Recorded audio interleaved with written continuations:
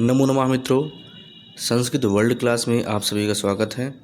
मित्रों, आज की वीडियो में हम बात करने वाले हैं राष्ट्रीय शिक्षा नीति 1968। यदि आपने वीडियोस नहीं देखे हैं हमारे यूट्यूब चैनल के तो ज़रूर देखिए। आपको शिक्षा शास्त्री बीएड एंट्रेंस एग्ज़ाम में बहुत सहायक होंगे ये सारे वीडियोस। इसमें आप संस्कृत के वीडियो देख सकते हैं और अपना ये टीचिंग एप्टीट्यूड के वीडियो आप देख सकते हैं। अभी हम बात करते हैं राष्ट्रीय शिक्षा नीति 1968 की। तो शिक्षा एक सतत प्रक्रिया होने के कारण निरंतर विकसित व विभिन्नीकृत होती रही है तथा उसका प्रसार क्षेत्र लगातार बढ़ता रहा है। प्रत्येक राष्ट्र अपनी विशिष्ट सामाजिक सांस्कृतिक पहचान को स्पष्ट करने व कायम रखने, समकालीन चुनौतियों को सामना करने व राष्ट्रीय जीवन के संवर्धन के लिए अपनी विशिष्ट शिक्षा प्रणाली विकसित करता है। स्वतंत्रता प्राप्ति के बाद भारतीय शिक्षा के इतिहास में 1964 के राष्ट्रीय शिक्षा आयोग, जो कोठारी आयोग आया था 1964-66 तथा 1968 की राष्ट्रीय शिक्षा नीति एक महत्वपूर्ण कदम का प्रतीक थी। इस पर अमल भी होना शुरू हो गया था तो कई प्रांतों ने अपने अपने ढंग से 10+2+3 की शिक्षा संस्थान लागू कर दी थी। यानी कहने का मतलब ये है कि 10+2 जो अपना कोठारी आयोग का था 10+2+3 वाला, उसको लोगों ने अपना भी लिया था। त्रिभाषा सूत्र प्रांतों में कृषि, व्यावसायिक एवं तकनीकी शिक्षा, विज्ञान शिक्षा और वैज्ञानिक शोधों के लिए विशेष प्रावधान किए जाने लगे थे। यानी कि हम त्रिभाषा सूत्र को अपना लिए थे, कृषि व्यावसायिक शिक्षा को हम अपना लिए थे, तकनीकी शिक्षा को अपना लिए थे, विज्ञान और वैज्ञानिक शोधों के लिए भी विशेष प्रावधान किए जाने लगे थे और अन्य कार्य भी शुरू कर दिए गए थे। परंतु 1977 में केंद्र में जनता पार्टी की सरकार बनने पर 10+2+3 शिक्षा संरचना के स्थान पर 8+4+3 शिक्षा संरचना का विचार आया, जिसके परिणाम स्वरूप कुछ शिक्षाविदों व सांसदों के सहयोग से तत्कालीन केंद्रीय शिक्षा मंत्री श्री प्रताप चंद्र ने एक नई शिक्षा नीति 1979 की घोषणा कर दी। इसे अब लागू भी नहीं किया गया था कि 1980 में केंद्र में पुनः कांग्रेस सत्ता में आ गई और पुनः एनईपी 1968 के अनुपालन पर जोर दिया। परंतु इसी बीच इंदिरा गांधी की हत्या के बाद राजीव गांधी के प्रधानमंत्री बनने पर हर क्षेत्र में आंदोलनकारी कदम उठने लगे।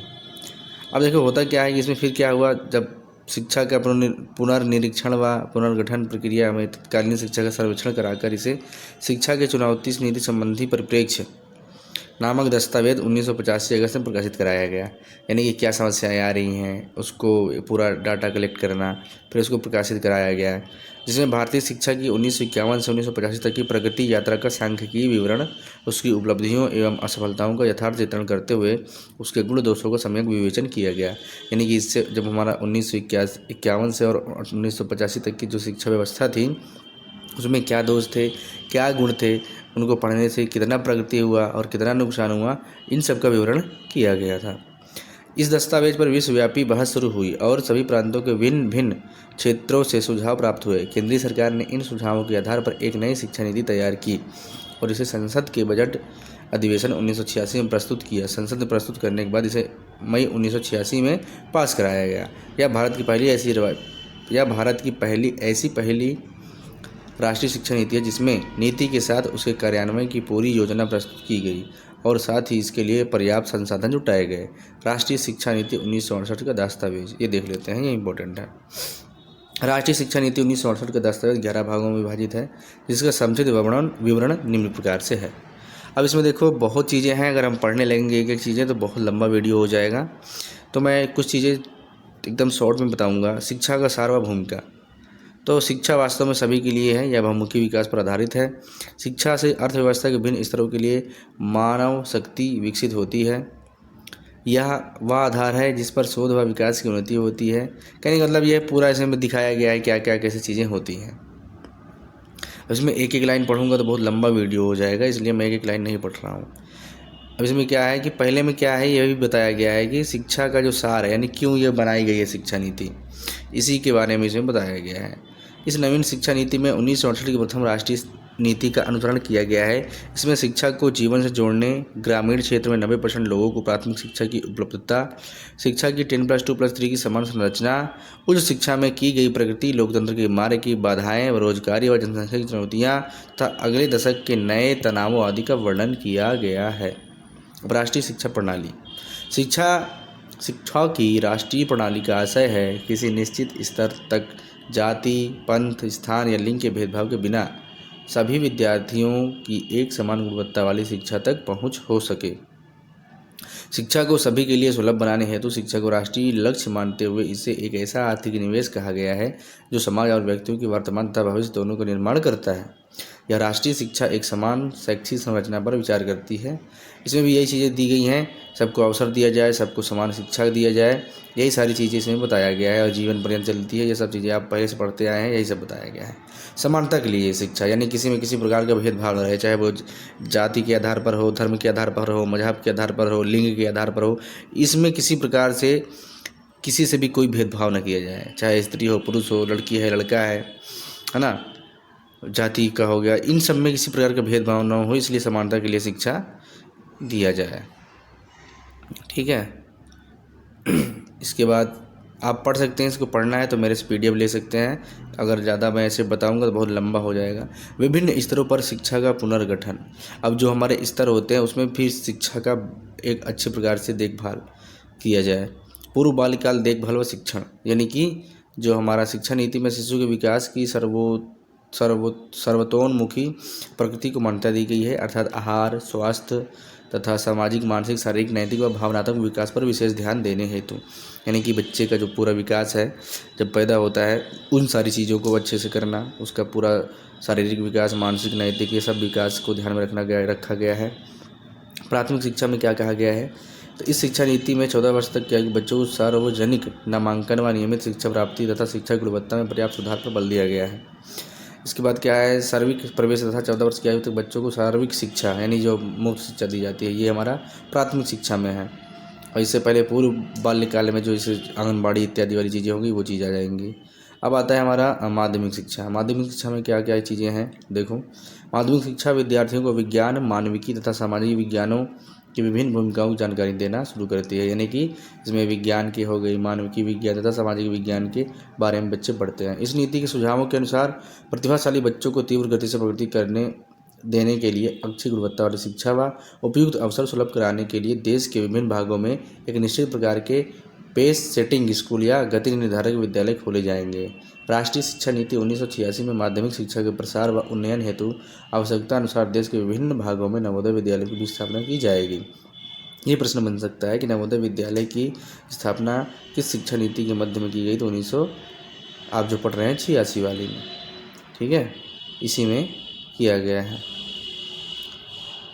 उच्च शिक्षा, इस शिक्षा नीति में उच्च शिक्षा के उन्नयन हेतु छात्रों को प्रवेश परीक्षा द्वारा प्रवेश देने, पाठ्यक्रमों के पुनर्गठन करने एवं उच्च शिक्षा संस्थानों को साधन उपलब्ध कराने और उनके शिक्षकों के लिए पुनर्बोध कार्यक्रमों की व्यवस्था कराने की बात कही है। इस संबंध में नवीन शिक्षा नीति में निम्नलिखित प्रावधान है। देख लेते हैं कि उच्च शिक्षा में क्या है। एक बड़ी संख्या में स्वायत्तता प्राप्त कॉलेजों का विकास किया जाए, विश्वविद्यालय के कुछ चुने हुए विभागों को भी स्वायत्तता दी जाए, यानी कि उच्च शिक्षा के बारे में इसमें बताया जा रहा है। तकनीकी व प्रबंध शिक्षा, इसमें तकनीकी से संबंधित शिक्षाओं के बारे में बात की जा रही होगी। इसके बाद देखते हैं शिक्षा व्यवस्था को कारगर बनाना, यानी इस शिक्षा नीति में तत्कालीन शैक्षिक वातावरण में उद्देश्यों की गंभीरता के साथ आधुनिकीकरण एवं सृजनात्मकता की आवश्यकता को ध्यान में रखते हुए शिक्षा के गुण एवं प्रसार के क्षेत्र में व्यापक परिवर्तनों को सम्मिलित किए जाने की बात कही गई है। यानी इसमें तत्कालीन वातावरण, जैसे जो हमारा इस टाइम का वातावरण था उसमें उद्देश्य की पूर्ति नहीं हो पा रही थी, उसकी पूर्ति के लिए गंभीरता से सोचना, उसको सृजनात्मकता उसमें लाना, इन सबको ध्यान में रखकर इस शिक्षा व्यवस्था को लागू किया गया। शैक्षिक विषय वस्तु और प्रक्रिया को नया स्वरूप देना, यानी कि जो हमारा शैक्षिक विषय वस्तु है, जो हमारा पाठ्यक्रम है, उसको एक नए रूप में इसमें अपनाया गया है। ठीक है। इसके बाद क्या है हमारा शिक्षा व शिक्षक शिक्षा। अब इसमें समाज में शिक्षकों का स्थान सर्वोपरि होने के साथ साथ शैक्षिक व्यवस्था की सफलता शिक्षकों के बौद्धिक, शैक्षिक तथा उनके मानवीय गुणों पर आधारित होती है। नई शिक्षा नीति के अंतर्गत शिक्षकों की सेवा शर्तों और कार्यकारी परिस्थितियों में व्यापक सुधार किया जाएगा। शिक्षकों के चयन के तरीकों को भी इस प्रकार पुनर्गठित किया जाएगा कि योग्यता व वस्तुनिष्ठता सुनिश्चित हो सके व प्रक्रिया क्षेत्रीय व कार्यपरक अपेक्षाओं के अनुरूप हो। इन सब के बारे में इसमें बात किया गया है। आगे है हमारा शिक्षा का प्रबंधन, यानी इसे मैनेजमेंट, कैसे मैनेज करना है शिक्षा को, इन सब की बात इसमें की गई है। इसके बाद हमारा आता है अंतिम टॉपिक है संसाधन तथा समीक्षा, यानी कि जो हमको समीक्षा करनी है कि हमारी जो शिक्षा नीति बनी है इसमें क्या क्या चीज़ें हैं और वो हमारी ज़रूरतों को पूरी कर रही हैं या नहीं कर रही हैं, इसके बारे में इसमें बताया गया है। आप इसको पढ़ सकते हैं, मैं पूरा PDF भेज दूंगा। अब नई शिक्षा नीति 1986 हेतु कार्य योजना, ये योजना बहुत इंपॉर्टेंट है। राष्ट्रीय शिक्षा नीति को संसद के द्वारा पास होने के बाद नवंबर 1986 में इस शिक्षा योजना को लागू करने के लिए कार्य योजना बनाई गई। इसके तहत 23 कार्य दलों का गठन किया गया, जिसमें ख्याति प्राप्त शिक्षाविद, विषय विशेषज्ञ तथा वरिष्ठ सरकारी अधिकारी शामिल थे। इन्होंने शिक्षा नीति के प्रमुख प्रावधानों को क्रियान्वित किए जाने की विधि पर विचार करके अपनी संस्तुति जुलाई 1986 में प्रस्तुत की, जिसे अंतिम प्रारूप में भारतीय संसद द्वारा अगस्त 1986 में स्वीकृत किया गया, जिसे बाद में सभी राज्यों में लागू कर दिया गया। 1986 में, वो भी कब, तो इसमें लिखा हुआ है अगस्त में। नई शिक्षा नीति में प्रारंभिक शिक्षा हेतु कार्य योजना। इस शिक्षा नीति में प्रारंभिक शिक्षा हेतु निम्न सुझाव दिए गए। क्या दिए गए कि 14 वर्ष तक के बालकों को शिक्षा के लिए पूरे देश में समान प्रवेश प्रणाली तथा समान अवधि की शिक्षा होनी चाहिए। प्राथमिक शिक्षा में सुधार वांछित दिशा में तथा मूर्त रूप में होने चाहिए। बालकों के संज्ञानात्मक अधिगम में वृद्धि होनी चाहिए, यानी कि उनको नॉलेज ज़्यादा दिया जाए। विद्यालयों में शारीरिक दंड की प्रथा को बिल्कुल समाप्त कर देना चाहिए। छात्र को व्यावसायिक ज्ञान उनकी सुविधा अनुसार दिया जाना चाहिए। ऑपरेशन ब्लैक बोर्ड के माध्यम से छात्रों को खेल के समान नक्शे, चार्ट, चाक, श्यामपट्ट तथा अक्षर आदि प्रदान किए जाने चाहिए।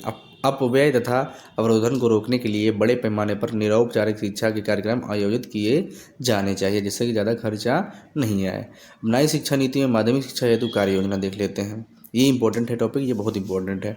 नई शिक्षा नीति में माध्यमिक शिक्षा के महत्व को भली प्रकार समझाया गया था, अतः इसमें इस स्तर की शिक्षा के संबंध में निम्नलिखित सुझाव दिए गए थे। क्या दिए गए थे कि आर्थिक स्थिति कमजोर होने पर भी प्रतिभावान बालकों की शैक्षिक प्रगति में तेजी लाने का प्रयास करना, यानी कि मान लो कोई गरीब है तब भी उसको शिक्षा प्रदान करना है। शिक्षा इस नीति में माध्यमिक स्तर पर व्यावसायिक शिक्षा का एक ऐसा व्यवस्थित व सुनियोजित कार्यक्रम बनाने की संस्तुति की गई जो छात्रों को उनके शिक्षा पूरी करने के बाद उन्हें आत्मनिर्भर बनाने में सहायता करे, यानी कि उसमें व्यावसायिक शिक्षा पर विशेष बल दिया गया था, जो कि बालकों को बाद में आत्मनिर्भर बनाने में मदद करती थी।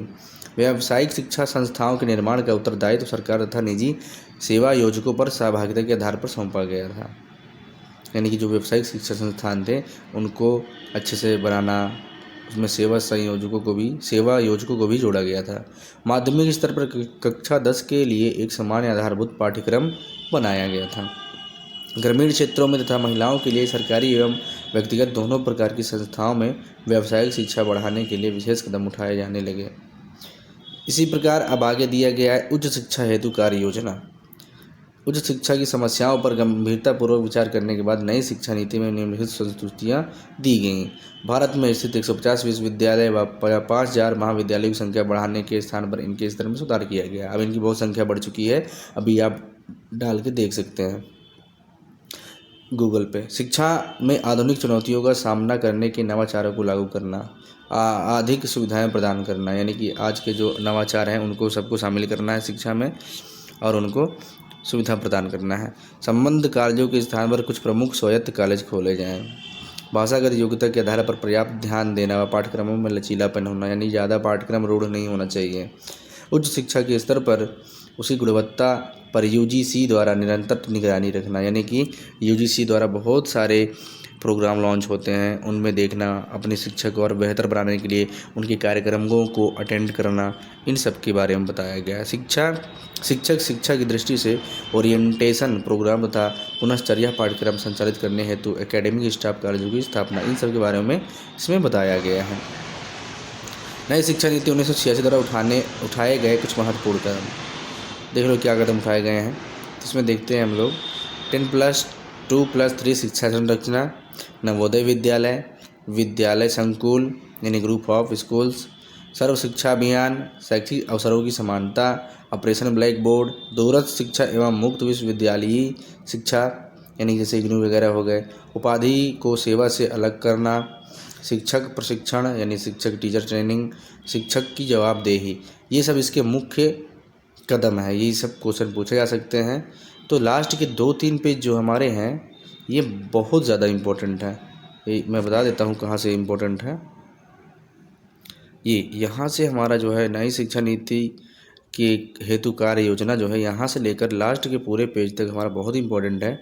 इसको बहुत अच्छे से पढ़ें। तो उम्मीद करता हूँ ये वीडियो पसंद आया होगा। तब तक के लिए नमस्कार, धन्यवाद। मिलते हैं नेक्स्ट वीडियो में।